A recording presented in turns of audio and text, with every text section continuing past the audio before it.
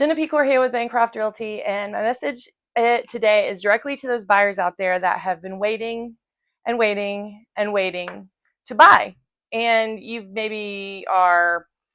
saved up money, you've got your pre-approval, or maybe you haven't gotten a pre-approval yet, but you're just kind of seeing if maybe things will change. Maybe the interest rates will drop tomorrow. And I think a lot of people are waiting for that. And let me tell you why it is time to stop waiting and time to take action, and why an interest rate drop will not go as everyone hopes that it will go. So right now the interest rates have been holding pretty much at mid 6%. The hard part is that we have just come out of a time where the interest rates were 2.9 and 3%, which is completely insane. We're never going to see that again. And if we do, it's going to be the exact same kind of market that we had during that time. So the interest rates really are not that much higher than they were whenever I started doing real estate 11 years ago. But what's happening as a result of those interest rates staying high or higher than the 2.9% that they were during the pandemic is that prices and competition between buyers it's going down. There are more houses that are on the market that are sitting for a lot longer period of time. So the inventory is high, which means that the buyers have a competitive edge. And when the inventory is high, what that means is, I think last time I looked, it was like 4.5 months worth of inventory, which means that if people stopped putting their houses on the market, like across the entire Metroplex, if they just stopped, we would run out of houses for sale in 4.5 months.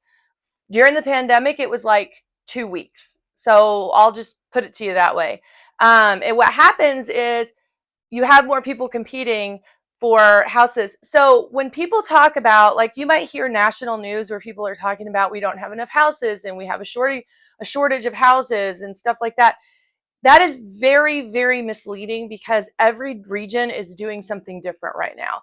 Every state has its own regulations and building codes and challenges that they're dealing with when it comes to housing inventory. In Texas, and where we're at right now in Grand Prairie, Texas, this is not the case. We do have a lot of houses on the market.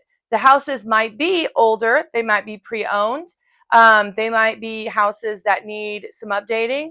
They might not be. They might be houses that are pre-owned but are updated.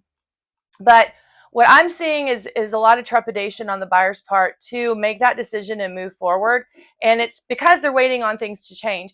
If that interest rate goes down, what's going to happen is that we're going to have more competition for houses again.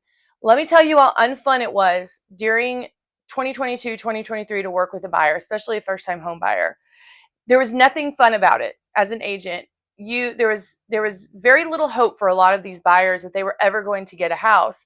I had a couple people just stop looking altogether because we could not compete with the amount of money people were paying for these homes. We would be on our way to look at a house, and on the way we would get notice that there was already multiple offers. It had just gone on the market 5 minutes ago, and that they had, they weren't able to have an option period. They were having to waive the option period, not even get a house inspected, buy it sight unseen.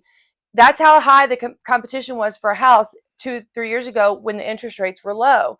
And what happens is the interest rates being low drove the prices up on houses, which increased the value of the houses, which then in turn increased the taxable value of the houses. So now that's why we have taxes that are higher. As the housing prices gets higher, the insurance also becomes higher, because the more expensive a house is to replace, the higher the insurance premium to replace it. So low interest rates are good if you're refinancing. They're great if you're refinancing. But if you're in the middle of trying to buy a house for the first time, there's so much competition when interest rates drop. So yes, we do want interest rates that are affordable. We definitely don't want really high interest rates. But my point is that, is it better to have low interest rates but have to overpay for a house, or is it better to be able to actually have a choice on a house and be able to negotiate and actually be in a position to get something out of that house that is a better price, or something that they'll repair on the house and get it for a lower price, but at a little bit higher of an interest rate. Interest rates you can always refinance an interest rate. If you get down to the point where you are able to do that on a house and the interest rates go down low again, by all means, drop that interest rate. But if that's what you're waiting for, then once you wait for that market that's going to come with lower interest rates, it's going to bring all the other buyers that have been waiting as well. And now you're competing with them. And that same house that you're looking at right now is going to go up in price another $50,000 if the interest rates drop like they did before. So we don't want that, because right now, again, like I said, the buyers are actually in a situation where they can actually purchase homes. And that's what we want, is we want buyers to be able to buy homes. Sellers, I realize that we might want to get, more for our houses, but if buyers can't buy it, if buyers are not buying, then you're never going to get money on a house. So we want buyers to be able to buy. So my suggestion, if you are sitting there and you're ready to buy, but you have just been really trepidatious about it, contact me. Let's talk about your situation and let's figure out what kind of loan that might work for you. The other thing too, I was just talking to a couple lenders. They've dropped the down payment on a conventional loan.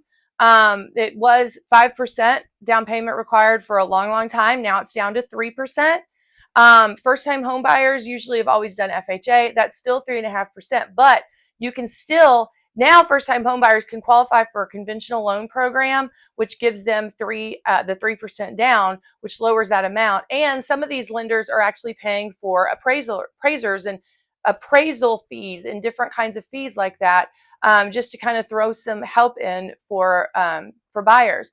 So now is a good time.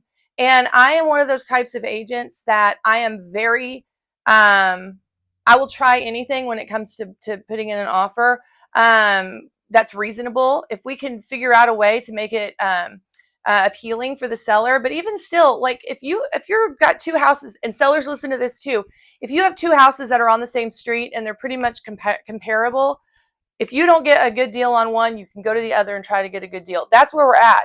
That there was not enough inventory 3 years ago for that to be the case. So sellers, if you're listening, understand that this is the mentality of the buyers right now.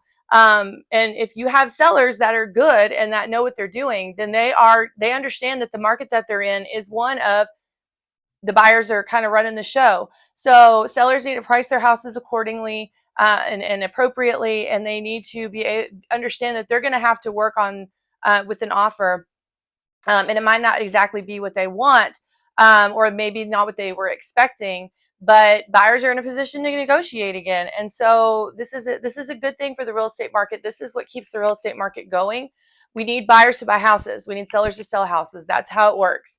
And so right now, that's where buyers need to be. So if you are there, let's talk about it. Let's get you pre-approved for a loan so that you can figure out what kind of payment and price point is going to be comfortable for you. And then let's go find you a house. There's so many of them out there that now is a really, really, really good time. So I encourage you to think about it and then give me a call and we can talk about what we can do to get you into your next home. Have a good day. Bye.